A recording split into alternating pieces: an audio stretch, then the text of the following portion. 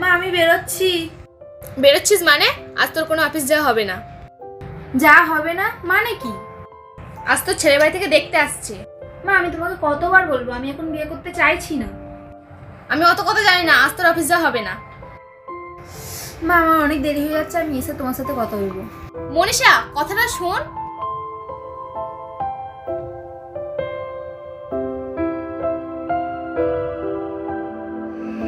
মা আমি এসে গিয়েছি, আমাকে এক গ্লাস ঠান্ডা পানি দাও তো।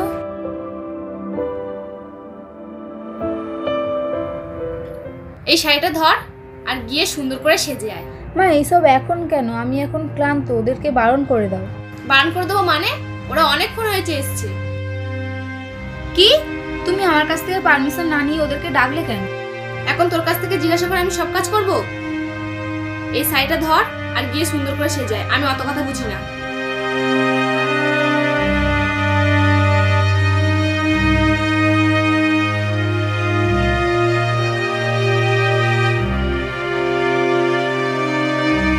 দেখ না দাদা, আমাকে বোঝা না, আমি এখন বিয়ে করতে চাইছি না। আমি নিজের কেরিয়ারে ফোকাস করতে চাই। মাকে অনেক বুঝিয়েছিলে আমি আর তোর ভাবি মিলে, তাতে কোনো কাজ হয়নি, উল্টে আমাদেরই ভুল বুঝছে। কেন? মা কি বলেছে? মা বলেছে তোমার বিয়ে না দিয়ে ঘরে রেখে তোমারটাকে আমার নাকি ফোটানি মারবে। কি? মা এইরকম বলেছে? ছি। ভাবি মায়ের কথায় কিছু মনে করো না, জানোই তো মা একটু এরকম। জানি রে, তাই এই ব্যাপারে আমি আর তোর ভাবি কিছু বলার সাহস পেলাম না। এখানে তোরা সব কি করছিস? আর এদিকে তুই এখনো রেডি হসনি? তাড়াতাড়ি রেডি হ। বৌমা ওকে রেডি করো। এই মিরাজ তুই আমার সাথে আয়।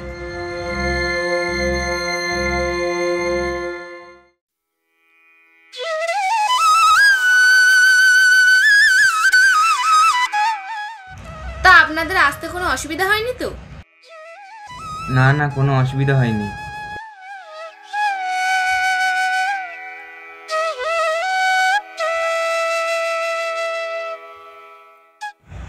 বৌমা ওকে নিয়ে আসো, ওরা অপেক্ষা করছে। হ্যাঁ মা নিয়ে যাচ্ছি।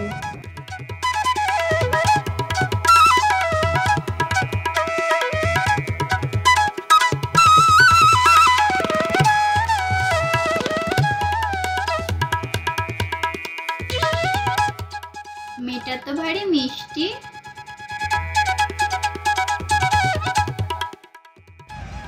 আপনারা কেউ কিছু জিজ্ঞাসা করতে চাইলে জিজ্ঞাসা করতে পারেন। মা তুমি রান্না করতে জানো? হ্যাঁ। ঘরের সব কাজ পারো? হ্যাঁ। তুমি চাইনিজ রান্না করতে পারো? আমাদের বাড়িতে কিন্তু চাইনিজটা বেশিই খায়। হ্যাঁ হ্যাঁ, আমার মেয়ে সব রান্না করতে পারে। যাক তাহলে অনেক ভালো। আচ্ছা মা তুমি অফিস থেকে কখন আসো? বিকাল 5টা। না মানে বিয়ের পরে বাড়ি ফিরে রান্না করার সময়টা পাবে তাহলে। মা একটু হেঁটে দেখাও তো।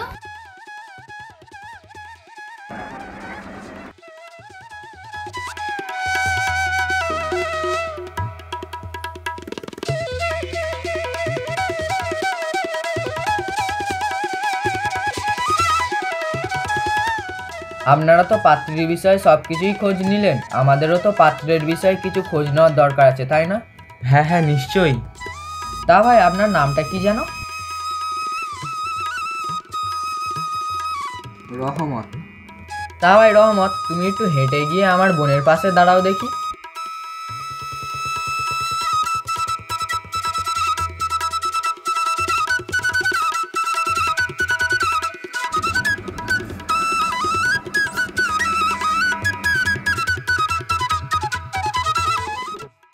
তুমি তো আমার বোনের থেকে অনেক শর্ট, দেখে মনে হচ্ছে কুতুব মিনারের পাশে পুরনো কবর।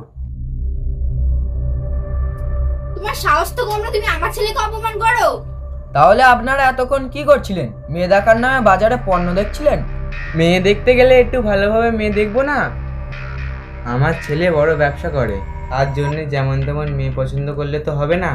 তাহলে আপনার ছেলে কি যোগ্যতা আছে আমার সাথে বিয়ে করার? দুটো পয়সা কি ইনকাম করেছে দেখছি তো তোমার খুব দেমাগ। হওয়ার কথা নিজের যোগ্যতাই অর্জন করেছি, কারো পা ধরে ঝুলে নেই। এত বড় কথা?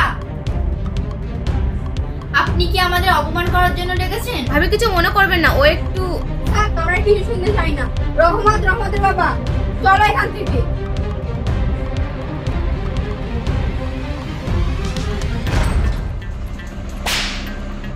এটা তুই কি করলি? তুই কি আমাকে একটু শান্তিতে থাকতে দিবি না? কেন মা, আমি খুব বোঝা হয়ে গেছি তোমার জন্য যে ঘাত দিয়ে নামানোর জন্য উঠে পড়ে লেগেছো? আমি এরকম কিছু বলতে চাইনি রে। মা, আমি নিজের কেরিয়ারে ফোকাস করতে চাই, বিয়ে করে নিজের জীবনটা শেষ করতে চাই না, যেমন বাবা তোমার জীবনটা শেষ করেছে। মা, বাবা যখন তোমার উপর অত্যাচার করতো তুমি চুপচাপ সহ্য করতে, কারণ তোমার যাওয়ার কোনো জায়গা ছিল না, না তুমি কোনো কাজ করতে।